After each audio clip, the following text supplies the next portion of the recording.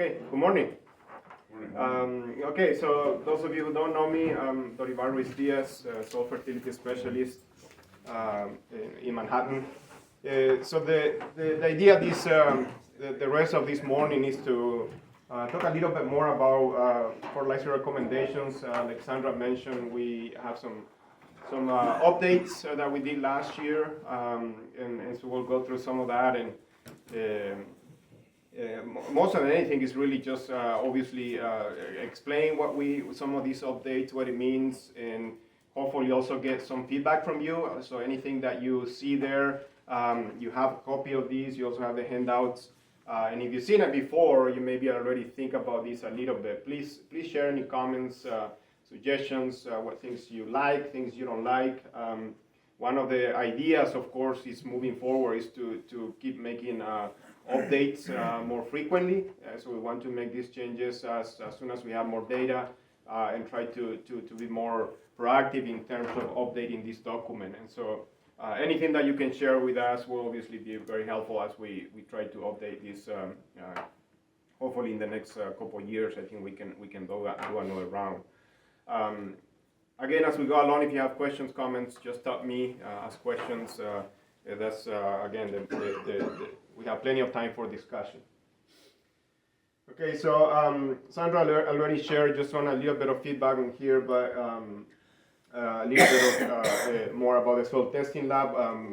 Like Sandra mentioned, a lot of the things we do in terms of testing and so on, but there are a couple other things that we do in the lab as well.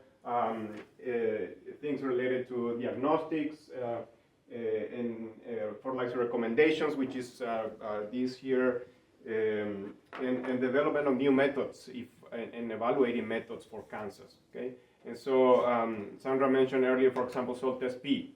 She shows 2 or 3 different methods there. The question is which ones are better for us in cancers. So we do that type of work also at the soil testing lab. So it's not just strictly the way you see commercial labs just doing testing, but we have that mission of doing that, evaluating methods, and again, getting some recommendations for cancer. So that's I'm really glad that we have our lab still going, and it's doing very well, actually getting busier, which is good. We also do have, the things that I showed today in this document you'll see in the back here. Obviously, I'm the soil fertility specialist, so my name there's first, but we do have basically a working group, sort of a committee that kind of look at all of these as well. So you see their names there, and so it's a large group, many people there that essentially open to anyone that wants to contribute. You see Scott Dooley's name there, for example. So he's very involved with doing some of the trials and things that we will share today. Interpreting soil test results, and again, Sandra already talked about this. We kind of have two groups, 2 types of nutrients, really, the mobile and immobile nutrients, and how we interpret results and how we provide recommendations are slightly different. Okay, so when you're thinking about phosphorus, immobile nutrient, we really talk about index of potential response, the same thing that Sandra shows in terms of probability of response and so on. We talk about mobile nutrients like nitrogen. We really talk about pounds of nitrogen in that soil, right, in that profile. So we really want to do that mass balance of, okay, how many pounds we have in the soil, how many pounds we need is a different approach, right?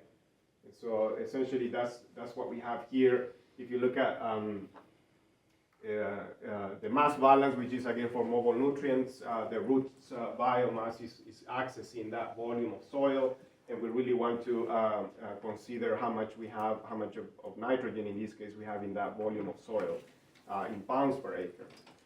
One conversion that could be very helpful, and this is in the publication here, is that when you get those soil test results, parts per million of soil test nitrate, you can convert those to pounds per acre. In page number 3 there, you have that equation. This is helpful, especially when we are not able to collect samples at 24 inches, right? We just talk about the challenges of that. What happens if you're not able to collect 24 inches, but you can get 15 inches? We can still calculate how many pounds of nitrogen we have in that 15 inches, right? And so that calculation is something that you can do. Essentially, this here, the coefficient of, that conversion factor 0.3, we can go, do all the calculations where it is coming from by, looking at volume of soil, bulk density, all of that, but that's a simple equation you can use, and again, you have that in that page number 3 here.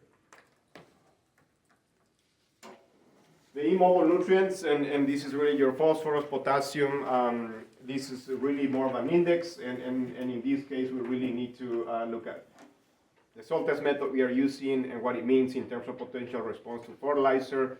And we really need to have field trials to do that correlation calibration, right?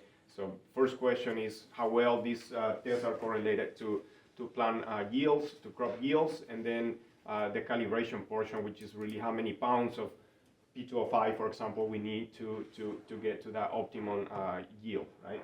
And so we do need to do that continuously. It's something that we keep doing, and I would say in recent years we've done a much better job at K-State doing that. In part is because we have some of the funding that is really historically has been intended for that, kind of came back to that use. If you also look at acknowledgement in the back here, a lot of this work is funded by the fertilizer funds. If you look at your fertilizer bills, you see a little bit of a tax there or tonnage fee there. There's some charges that you pay for that. Very, very small fraction of that goes for fertilizer research. Most of it goes for water quality, but very small goes to fertilizer research. And then some of that money was not really coming in the past for fertilizer research, and like I say, a few years ago, that started to came back, and that's kind of the product you're seeing there. So that's a good thing. Okay, so what are the main things that changed or updated in recent years? Again, last year, nitrogen recommendation is really the main one, and we'll go through that. What are the approach that changed, and where the numbers are different there.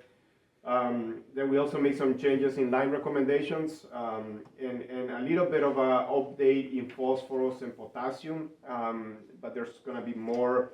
The next round of updates, phosphorus is probably going to be the one that's going to be changing the most. We do have already quite a bit of data that I think we are ready to start to make those updates. We've done also some small changes in updating some of those crop nutrient removals. Again, we talk about new hybrids, new genetics, yield potential. How is all of that changing in terms of removal of nutrients, right? Okay, and again, we obviously why we need to do this regularly. Again, is really obviously changes in farmer practices, yield potential that we are achieving, fertilizer strategies, how we're putting the fertilizer genetics, and again, just as we got more data, better understanding, again, all of this needs to be updated regularly, really. Okay, so let's talk a little bit more about especially nitrogen in particular. The approach that we try to take a little bit more in this update is to put a little bit things a little bit more in context of the 4R nutrient stewardship, and you've seen this before, right?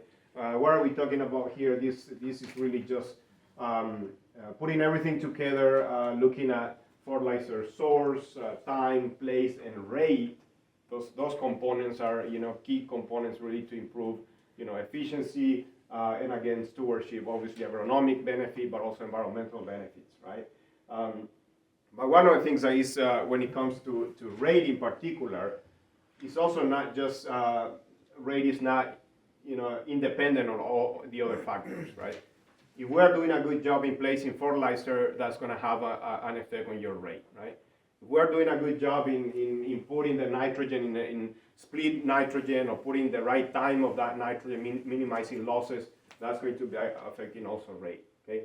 And so in the past, the approach has been really looking at rate recommendations, but a little bit ignoring kind of whether we're doing broadcast or injecting. We don't pay too much attention to that, right? And so the idea now is to get that a little bit more in context and consider those factors, okay? Okay, so let's look at the actual coefficients and numbers. If you recall, the old equation is what you see there, and let's talk about corn for this example. You see the yield goal there. It's again, back up maybe a little bit. The recommendation system we use for nitrogen in Kansas has always been the mechanistic approach, right? So it's a yield goal base, right?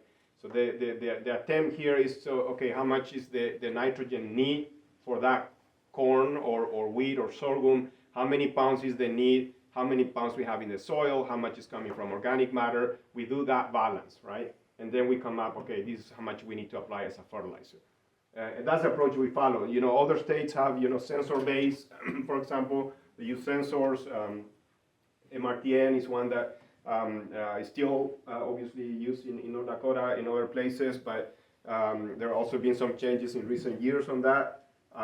We always historically use this yield-based approach, okay? And so we're staying with that, that's not changing.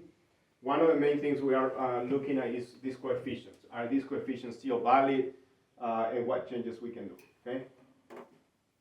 And so you look at that yield goal there, times 1.6, that's being the number we used before for corn. Now we're changing that to look at, and this is an idea that some of my predecessors already started discussing, they Mengel in particular, is to start looking at not just the simple coefficient there, but start looking at other coefficients in terms of the crop, but also the fertilizer use efficiency, okay? So that's a little bit the idea here. So now we have, you can see there, we have two coefficients, it's not just one coefficient, okay? There's also another coefficient that shows there before the profile nitrogen.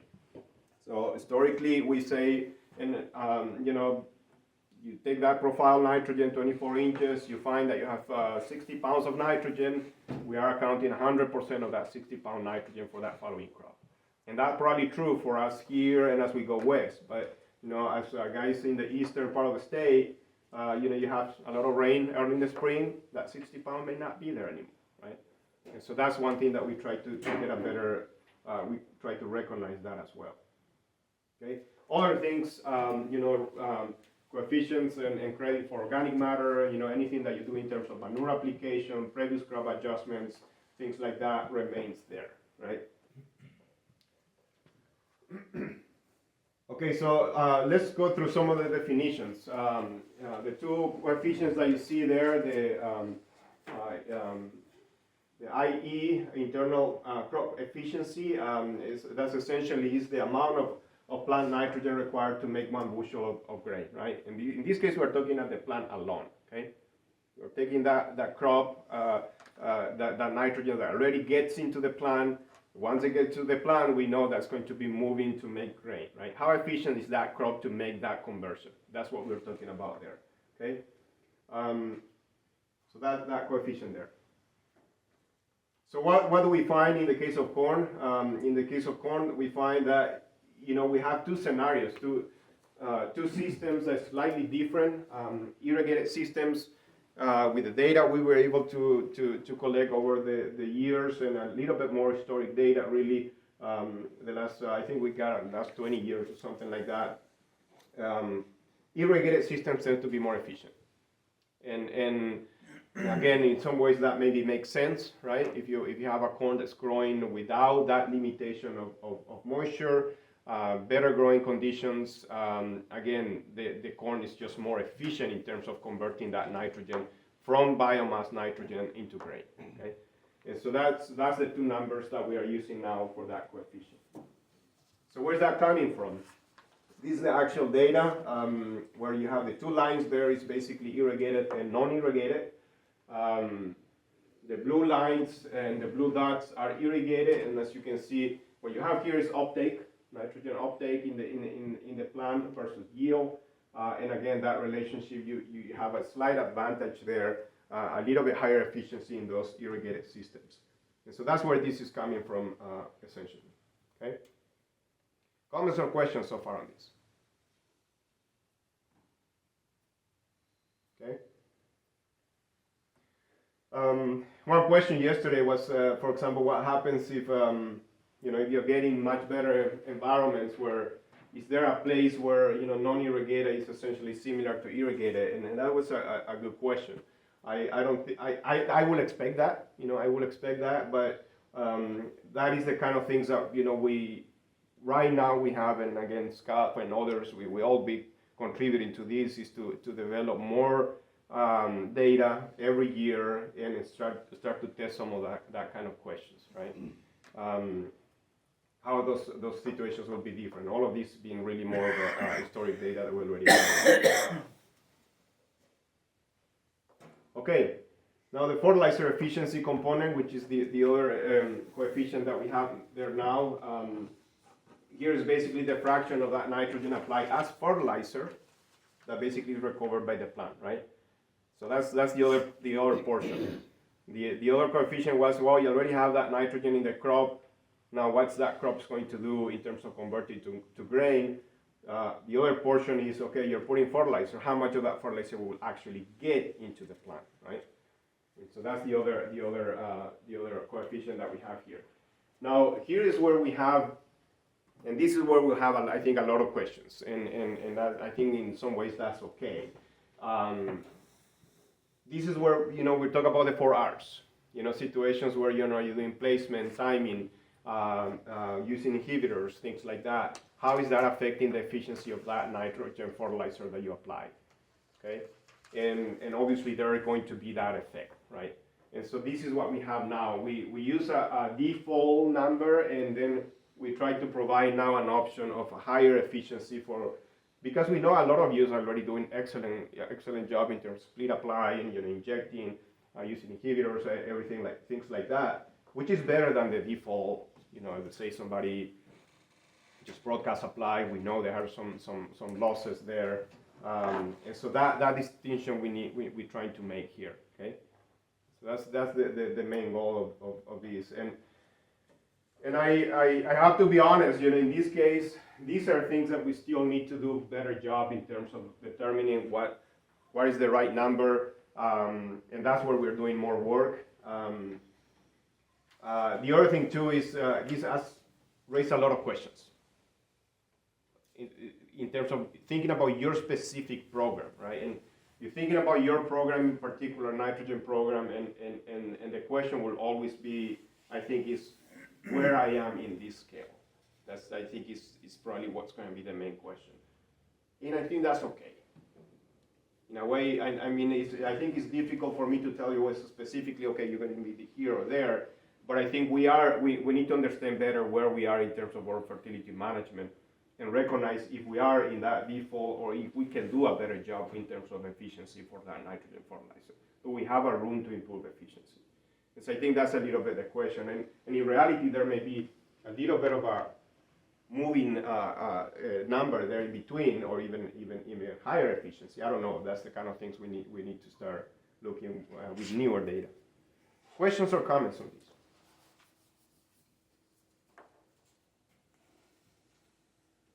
So would you put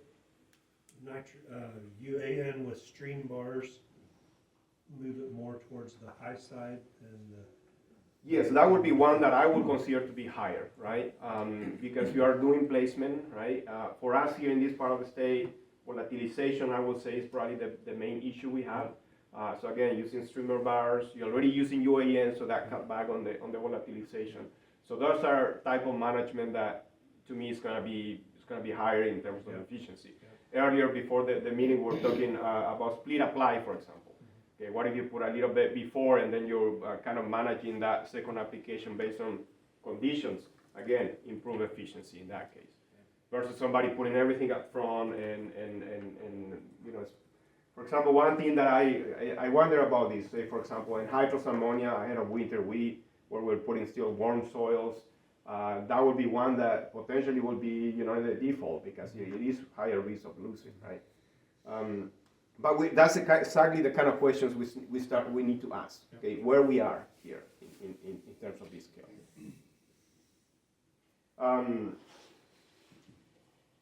We have just last fall we have again they mentioned the soil fertility, North Central Soil Fertility Group and conference. A colleague from Kentucky they presented that they are also making changes on their recommendation, And they have, I don't know, over 100 locations of data. And one thing that they found there is that, using inhibitors for them is showing an advantage in terms of efficiency.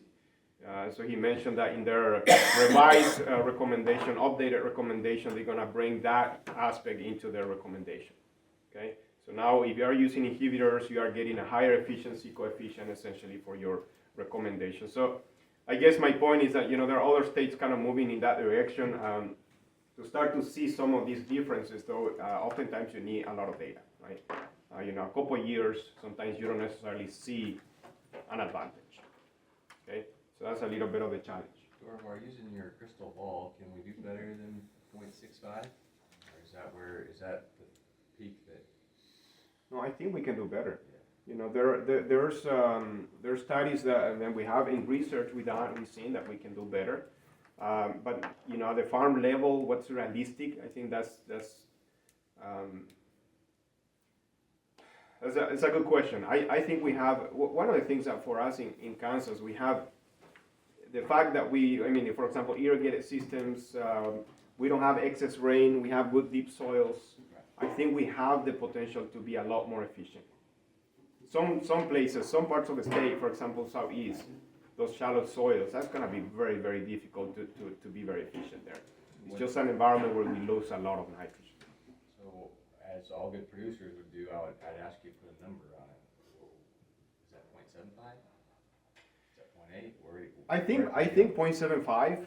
I don't know, Dave, what would you say in terms of efficiency? In terms of the, research data, I think I've seen 0.75, and I've seen some of that in my data too. More than that, I don't know I don't know if it's doable. So, okay, so this is a set of studies we're doing to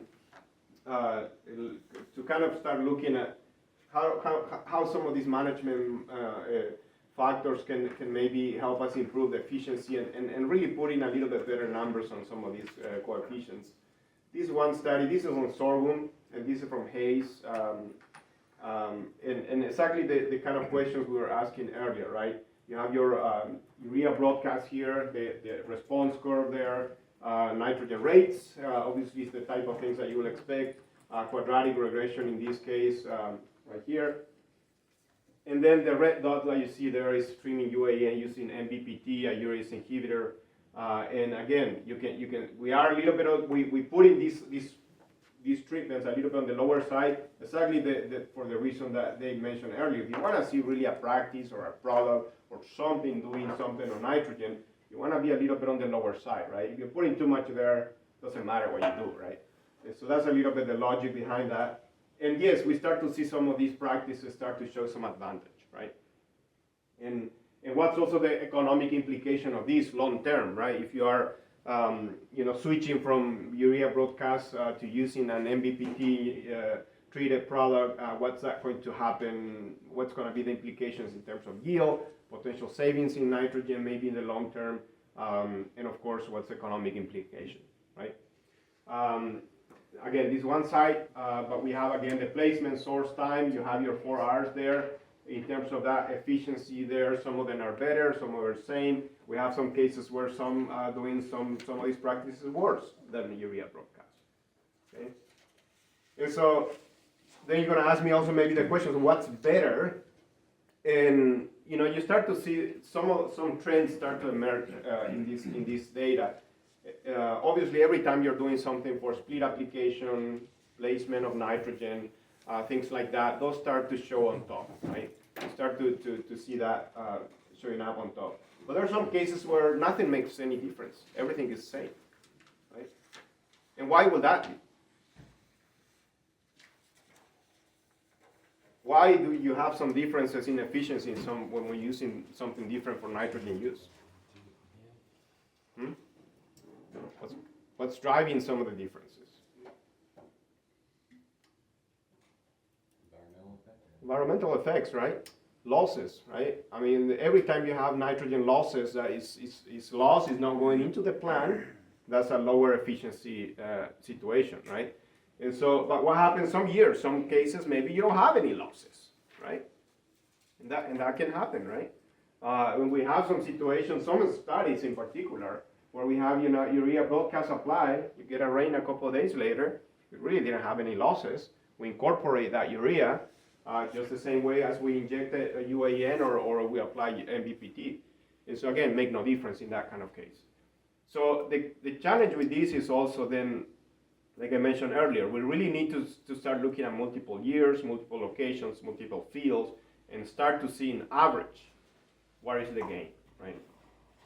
It's going to happen really over multiple fields and years. It's not going to be something we'll see necessarily in 1 year. Any comments, questions on this? Okay. This is another, this 2 years of data from Tribune, and again, similar type comparison. You have urea, and then you have, a few different products and treated. Super U is essentially urea that has both a urease inhibitor and nitrification inhibitor. And then again, streaming UAN or using MBPT, we have a slight advantage, right? Yield-wise, necessarily not very big, but in this particular location, we have a little consistency over 2 years, similar environment, right? Over those 2 years, we actually do have moisture in those 2 years in Tribune, which was nice, good yield in sorghum in that case. But again, that's the idea with some of these. How is this efficiency different in between these different management, right? We've done this for corn. This is irrigated corn. Again, similar thing, urea broadcast versus culture injected at planting time, UAN, and you start to see some small advantage show up there. Can we look at this, use some of these values to improve these coefficients moving forward? Questions or comments on any of these?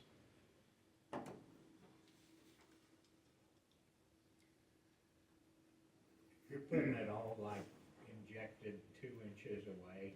Do you think that hurts the roots? Like from Very good searching? Very good question. In this case, we actually culture injected between the rows, so that was not close to the roots. In terms of putting it, say 2 by 2, we done that, and actually we did include that in the treatment. There is the third one there, 2 by 2 UAN at planting, and it actually shows higher efficiency compared to the urea broadcast. So it's not really affecting the roots in this case, right? And so the challenge always with that is, is it really 2 by 2, or are we getting too close to the seeds, right? Obviously, soil types will be another factor, right? If we are sandier soil, the risk is going to be higher. But fine texture soils, making sure you stay 2 inches away or more. We done that all the time. Really haven't seen any damage to seedling as long as we stay away and have that separation. So, but it is a good system, right? It is very efficient. It's a good way to apply. You are injecting that nitrogen, not subject to losses or anything like that. You don't have any tie-up or anything like that, potentially with that as well, with residue. Obviously, there are some logistic challenges, right? You're going to be hauling a lot of fertilizer at planting times and so on. So those are some of the trade-offs there, right? Good question. Yes? I have a client who is continually insisting to me that he can stream urea over top of snow that's 6 to 8 inches deep. And I keep telling him, well, at the very least, wait until it's a little bit not quite as deep, because you're going to have trouble with verifying your placement. Mm-hmm. What do I tell him? What would you recommend in that kind of situation? Because he's anxious to just get out there and do No, a second he can do it, right? But this is not, it's not a good option. It's not a good idea. So I mean, in terms of losses, is the nitrogen going to leave the field? That's a question. I would say more likely no. But one of the things that I see in that case is that once the snow melts, you see your nitrogen, some is a little bit here, and then you don't have there nothing.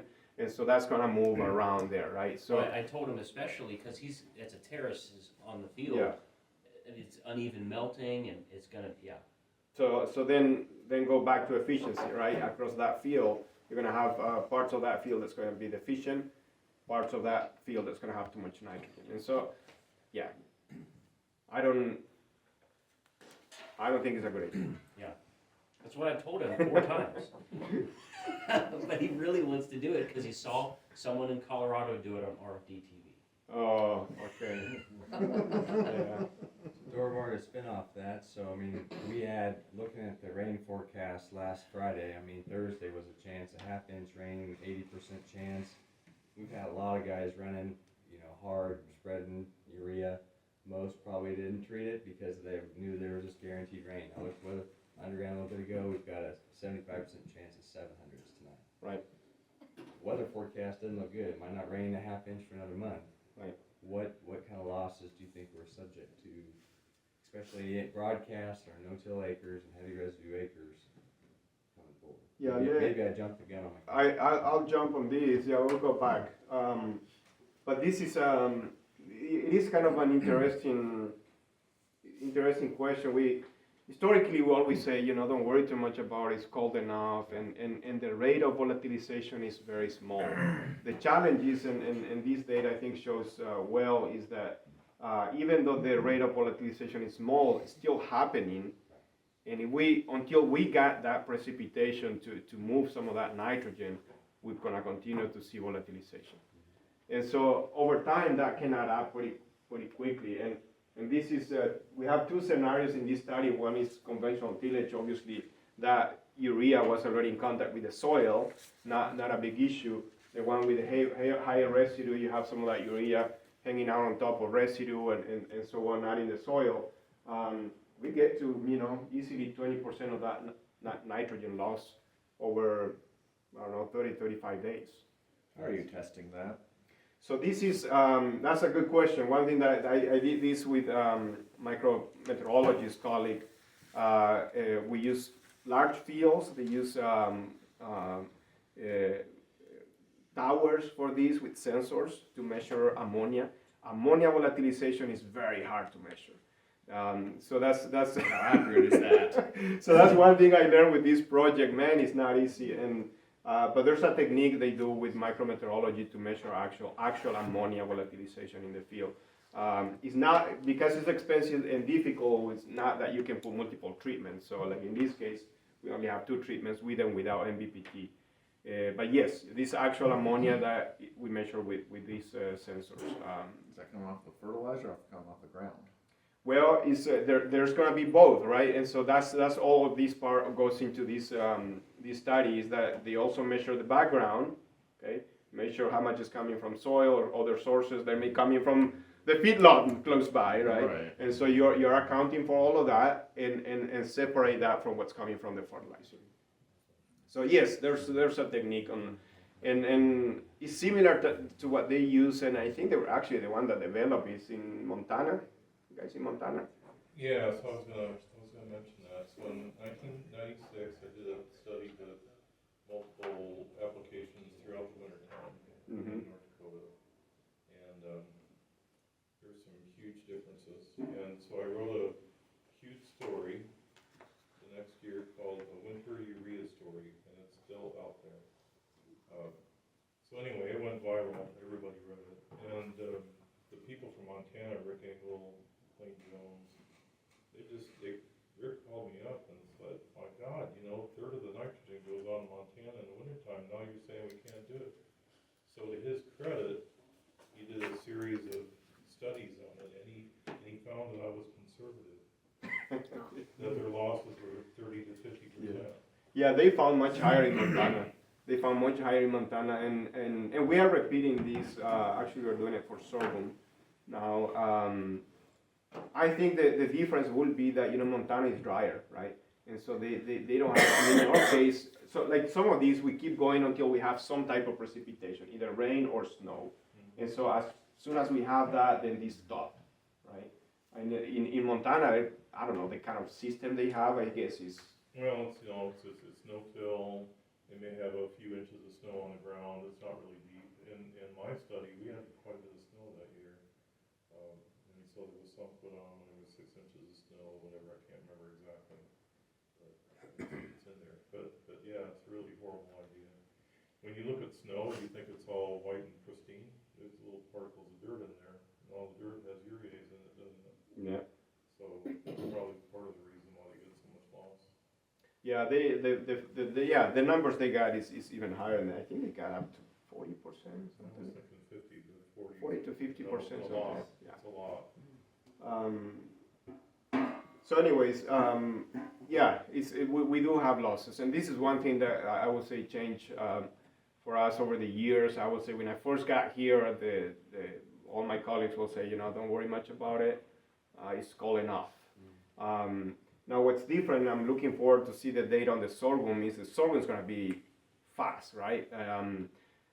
Of course, we started last year, and I think we have at least one of the locations. We did all of this, we put all of these towers, very expensive stuff. We got rain, right? So that's there. And so that the problem in the summer is that we have more frequent rains, right? And so the volatilization will happen faster, but also hopefully not very long we have a rain to incorporate. Do you have soil temperature tied to that graph? We do have soil temperatures, not in this, I don't put it here, but these were all in February. So it would be close to frozen ground still, yeah. Good question. Any other comments, questions on this? If those towers will attract rain, I've got some fields. It seems like that works that way. That's a good idea. We can make some money with that. Yeah. Because it's been crazy. Last year we have Montezuma. I think it was never rains there. We put it there last year, and we get rain and rain and rain after rain. So anyways, that was a waste. But that's a good point. So anyways, I mentioned the case of Kentucky and how they are also looking to bring some of these management into their recommendation. And this data from us here from mostly Manhattan, we have Rossville, so it's really more of a Manhattan area. But we have using inhibitors. This is NSER with anhydrous. And again, nitrogen use efficiency, if you are in the lower range, optimum or lower, you start to see that small benefit from using inhibitors, right? What is the economic implication of that? If you look at net return to nitrogen there, I use a corn to nitrogen price ratio of 7.5. We are making a little bit more money using inhibitors, and obviously if you check that against the nitrogen rate, we're also kind of a little bit lower in terms of that optimum, right? And that's including the price of the inhibitor. The key point here is that this average of 10 years, and we did these studies at the beginning. For at least a couple of years, we never really seen anything. And so then you start doing it multiple years, multiple sites, and you start to see in average, you start to see some of that benefit show up. And that's what to me was interesting about that Kentucky data. Like I say, over 100 locations. And that's where you start to see some of these differences start to show up, okay? And so anyways, we're thinking about, like in your operation, we're thinking about management over multiple fields. You start to see an average some of the benefits versus, again, 1 or 2 sites. Okay, and this is the one that I mentioned. The other coefficient is the potential value of that profile nitrogen. Again, if we are measuring 60 pounds, is that going to be there by the time we plant corn? I would say not an issue for us, or it shouldn't be an issue for us in this part of the state, but it's really more of an issue for as we go east, okay? And more of the sandier soils situation where, again, many cases guys don't even want to soil test for nitrogen because, well, how much value is that going to have? And it's a fair question, right? And so we want to accommodate that as well. So you have this example, just to go as just an example of a calculation here, using a 240 bushel yield corn, and I use an irrigated corn here, and go through the coefficients included there. And there's a typo, I'm sorry. It shouldn't be 50, there should be 30. I use 30 pounds of nitrogen, 3% organic matter, previous crop soybean. That recommendation came somewhere 236 pounds of nitrogen. Okay? So if you do your way that oftentimes we say, okay, how many pounds per bushel, divide that to 36 divided by 240, it's going to be less than 1, right? And so that's the pounds of nitrogen per bushel if you want to see it that way, which we often do. Any comments, questions on this? You like it? You don't like it? You hate it? Are you wanting to use all of the soil nitrogen? Like, what's the profile in there? I mean, don't you want to leave a little bit of something for next year? Yeah, very good question. Very good point. And that is something especially here and as we go west, I'm not against that. And I actually think it's a good thing. If you ask Lucas Hegg, he will say, well, we need that. And I mean, in our soils here, we don't lose nitrogen by leaching, right? And so a lot of guys will say, well, I just want to keep some of that nitrogen, extra nitrogen. You have the moisture, you take advantage of that. That's one approach. Essentially kind of store nitrogen in that soil, if you will. And I'm not against that because, again, some of our soils, we're not going to have issues losing that. That's really just a question of, okay, how you want to manage your nitrogen, right? Do you want to carry a little bit higher to take advantage when we have those rains? And I know a lot of guys do it, and I'm okay with that. Like I say, again, in a lot of environments, our environments here is the limiting factors can be water, right? And when you get that water, you want to be ready. That's it. That's it, the key. Yes. But you assume when you're thinking about that you're using 100% of that 236 pounds, but you're not going to.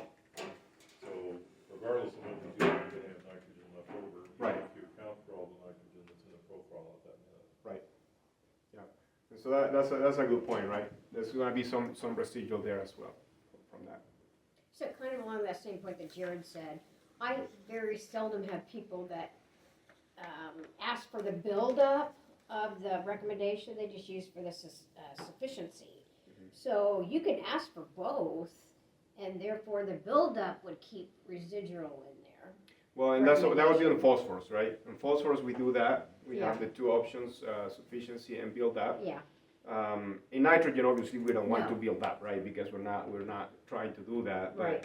But this question of whether or not we want to have a little extra in the soil is in dry environments. That's always the discussion, right?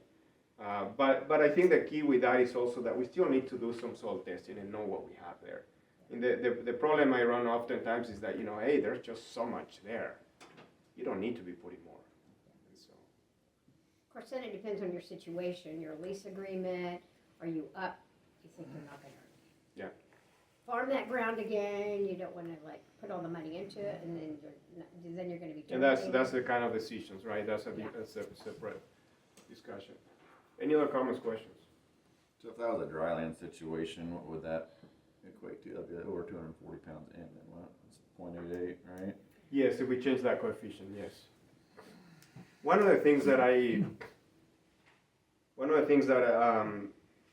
the main weakness that we have in the recommendation in the past has been really more for irrigated corn.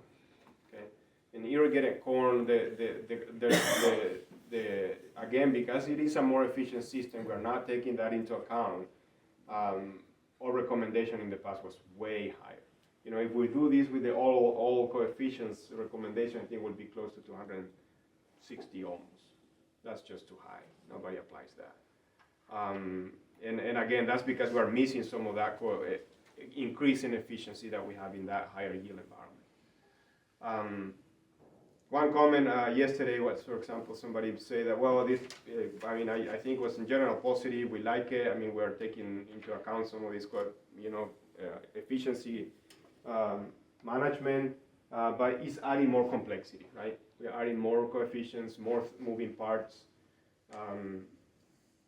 I agree with that, but then again, I think we can deal with some of these also in terms of using more calculators, whatever it's Excel calculator, web-based calculators, and things like that, rather than trying to do everything by hand.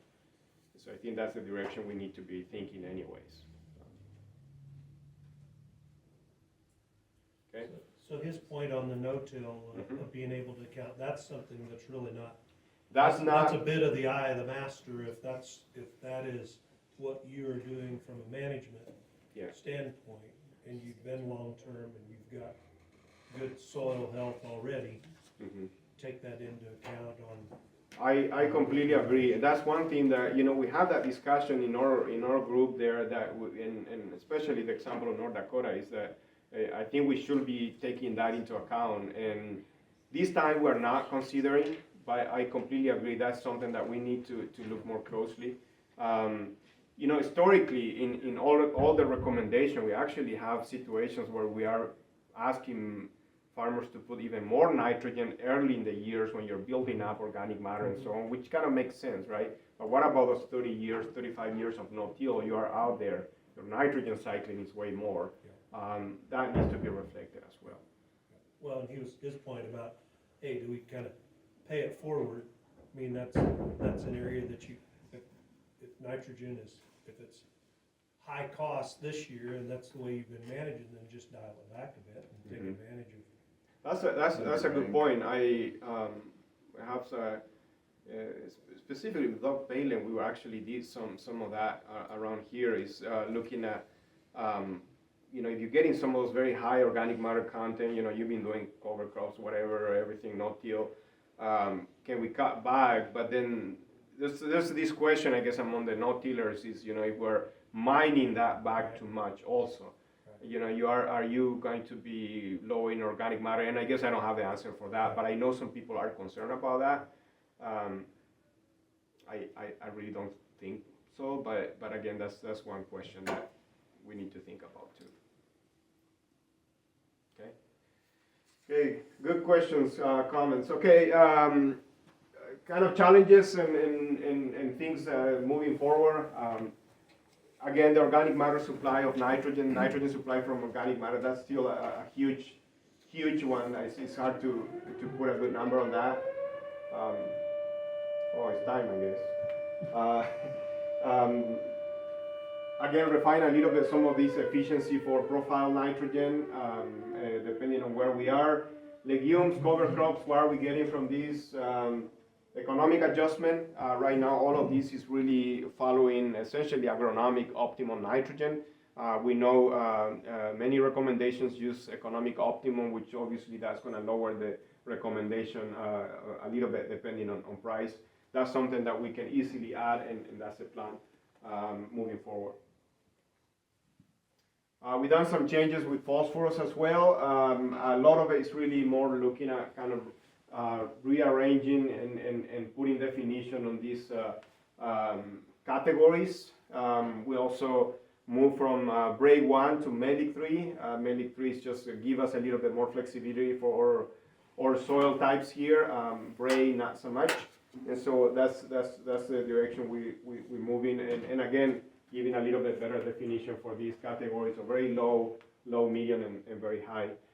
We also excluded, in the past, we used to have like manure and a little bit of the environmental component there. Now we focus a little bit more on the agronomics, and we have other, publications and guidelines for, P index for the risk of nitrogen and phosphorus losses and the environmental side of phosphorus. We still keep the same approach, K-State, sufficiency, like Sandra mentioned. Guys want to look at sufficiency only, or build and maintain for those that maybe are interested in building up soil test phosphorus. Probably not the year to do this year with the prices, but again, it is an option. This is recommendation for phosphorus. This is ongoing study. Again, I think we have over 30 locations on these for corn. Relative yield, Melic 3 colorimetric is coming back to around pH of, soil test P of about 20 part per million, which is a little bit in line to what we have in the past for corn. I done some things, and I'll throw this here.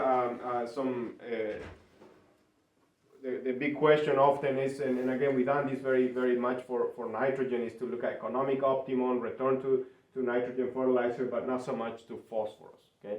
Always the question, is phosphorus going to pay, right?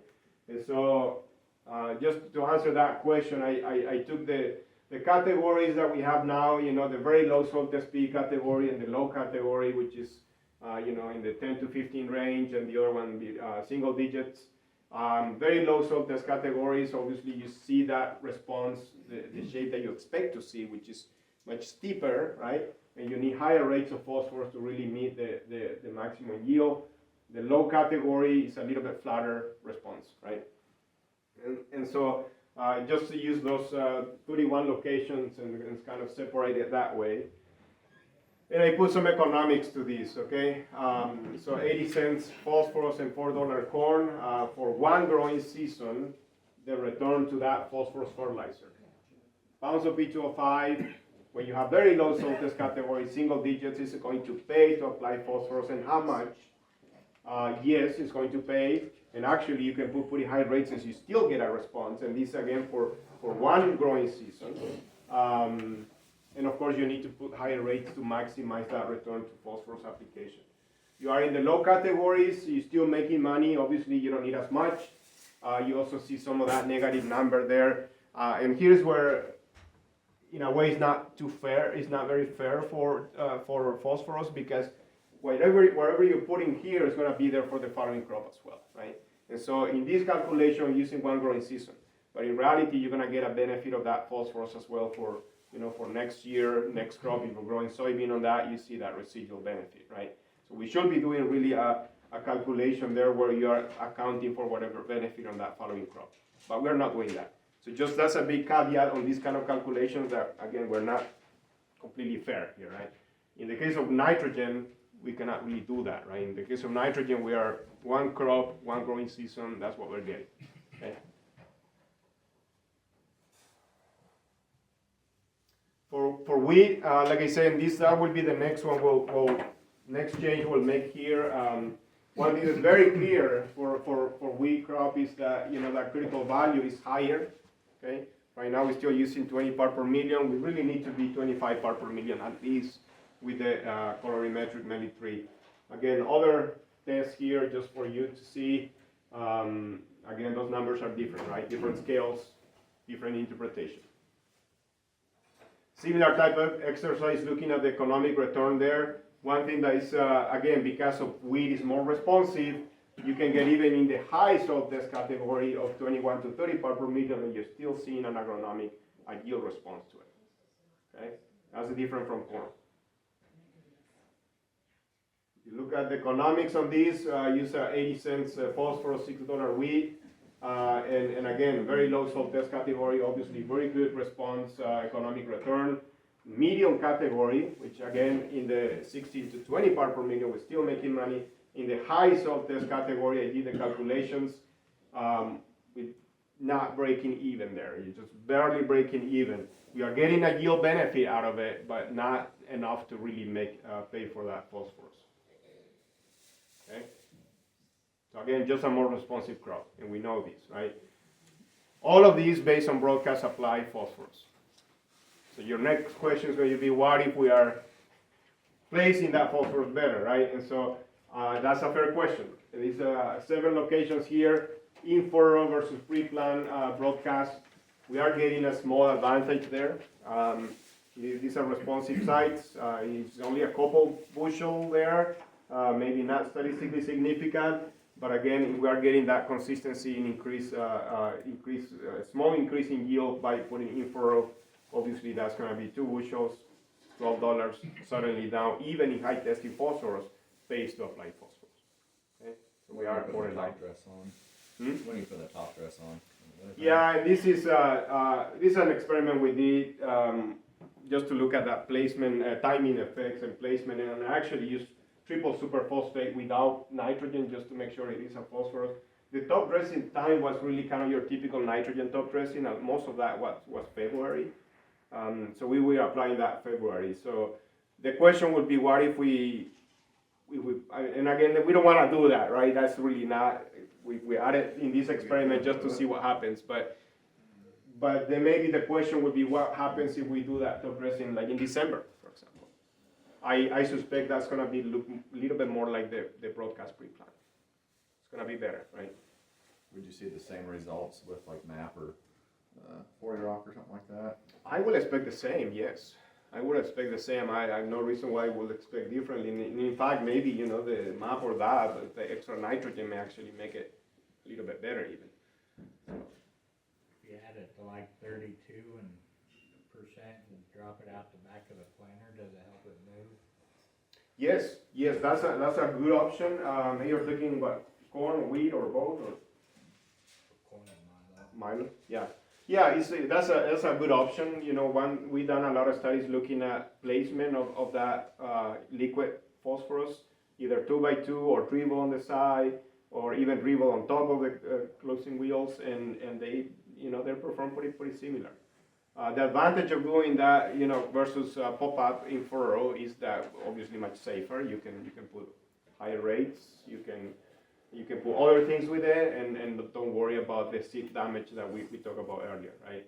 And so by doing that, dribble on the surface, you have that advantage, and we do see the same benefit, right? And so that provides flexibility.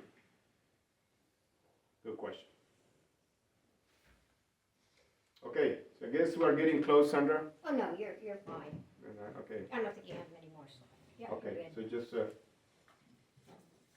potassium, just to, I'm not going to talk about these, but the same thing, we've done some updates on these, but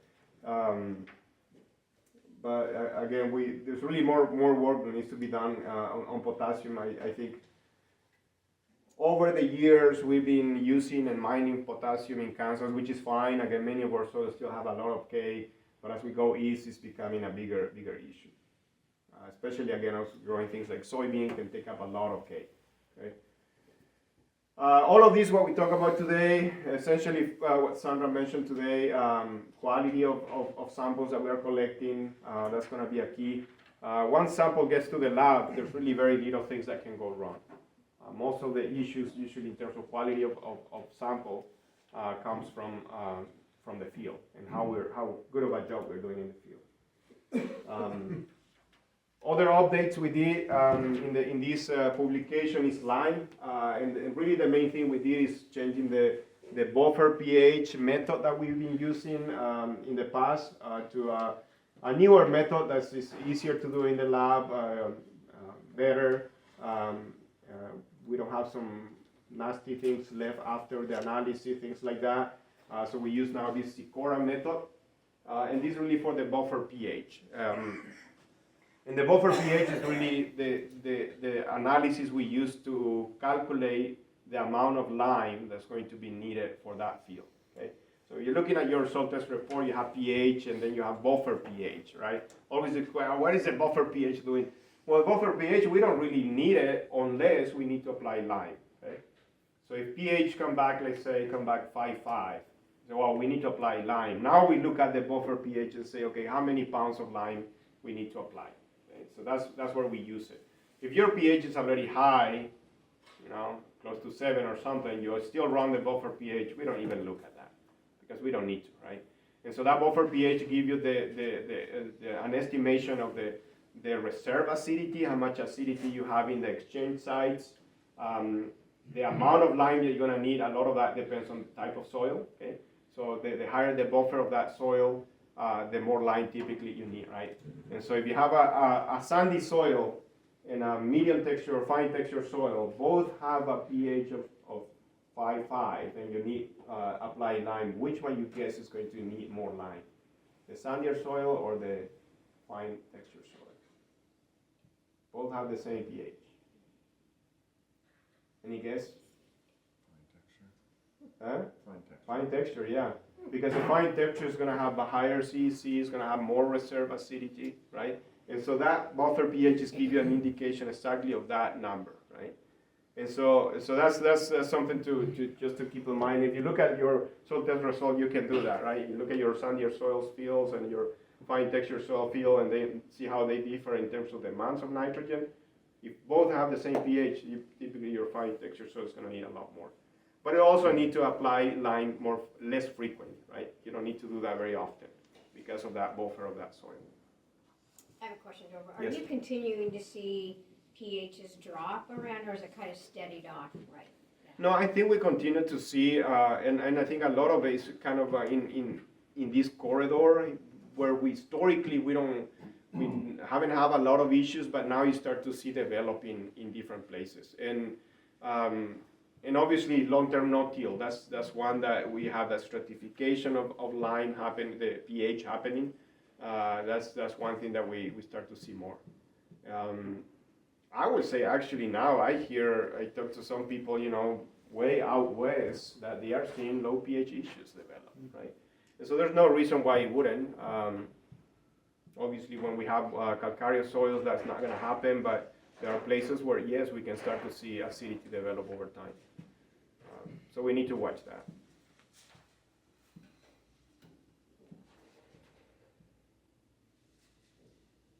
Okay, so kind of next steps.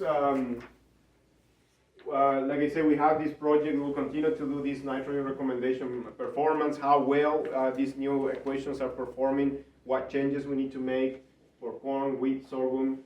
And like I said, the one thing that we can do pretty much right away is updating some of these phosphorus recommendation, which basically, in the case of wheat in particular, we're gonna go up.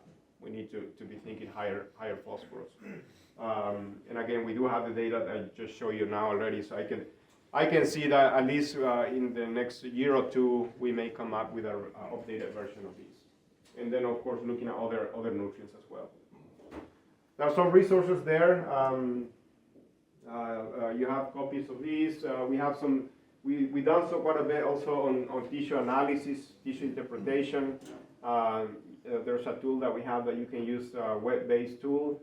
And then again, the K-State Soil Testing Lab has some other publications and things that you can check as well. So that's what I have. Comments, questions? You have a little bit of time, right, for other questions or comments. What will you change? What you don't like about this? So I have a question on soil sampling. So we're no-till. We may have 3 different crop residues from over the years. I've been just taking my boot, swiping that off, but should there be more of a standard way to approach that? So if you're looking at over time, percent organic matter, I mean, if I swipe too far, then I'm taking, that top inch of goody. Yeah. Versus if it's really dry out, then, what's kind of a way to kind of standardize that as a person looking at that? That is still what we typically recommend, but I know exactly what you're talking about. I sampled some of those long-term no-till with heavy residue, and there's one thing in between that is doesn't quite look like soil, but it's not quite residue anymore. Right. That is one thing that bothers me a little bit, that we are not doing a good job in sampling, because to me that's already very active type organic matter. Yep. There's a layer, I don't know, it's a little bit that I noticed that, hey man, it's doing something already, but maybe we're not quite accounting in that reading of organic matter. I mean, there's really, to my knowledge, I guess, are not really a specific guideline for consisting. We always say we'll just remove all of that. But I think we may be missing a part of that organic matter that we're not accounting. I agree, and that bothers me a little bit. Because in your equation, you're counting. I mean, if I change that by 3/4 because I didn't or did leave or take that away, that makes a huge difference. It does, Yeah, I agree, and I guess I don't have a good answer for you, because that's been one thing that. Like I said, I sampled those before, and there's a layer there that, to me, I will define that already as a soil organic matter. Yeah. But when you're pushing it, you take it away. Yeah. I don't know. That may be the kind of things that we need to think about when you think about those long-term no-till system, where you're getting some extra coming that maybe we're not accounting quite in these equations. And that may be what we're talking about here. So, good question. Dorivar, in his situation, have you ever taken, just instead of pushing that away, just taken a sample and then do one with pushing that away to do a comparison of how much difference there is? Yeah, we done it, and we actually done it by inch, sample by inches, and there's a lot of organic matter there. So Yeah, probably in his, as long as he's consistent. yeah, I mean, consistency is there, but you know, I guess the point is, what's the implication of that in the equation, and you're not accounting for all of that organic matter. And that may be the extra benefit of the no-till system, that, like Dave talked earlier, you know, you get this extra whatever 40 pounds maybe is coming from there, right? But we're not accounting here. Yes, I think I measured, I think I measured 2 inches, and I get something like 12% organic matter, something like that. It's just Yeah. not normal for us, right? so it's pretty concentrated organic matter there. So those Yeah. producers that are saying they've increased their organic matter in 1 year, they're probably not sampling correctly. No, I mean, that's where it's a challenge, right? Because how you sample these, but also, you know, what I'm talking here is I'm talking the upper 2 inches, but we still have to be consistent of the 6 inches, right? And so a lot of the high concentration of organic matter is going to be close to the surface, and that's going to be diluted as you go below, right? And so you're still taking the whole thing, and that's the average that we're measuring. The main thing is that high concentration of organic matter in the upper inch. That's a tough one to do a good job with that. So I see your point. I don't have a good answer. I mean, if I got a Milo stock there, I'm gonna. Yeah, I mean, those are I'm gonna very sweep clear, that yeah. away, but I've got some decomposing wheat stubble and maybe some cover crop or something that's all Well, do you there. go in the row, or do you go in between the Right, rows? right, and I've been trying to not stay right on a row. I've tried to I step had over a and. friend of mine did in the row and then in between the rows, and he actually had more fertilizer in the row, so he went right over the top of it, Right. which was kind of surprising, but kind of not, I guess, maybe, but.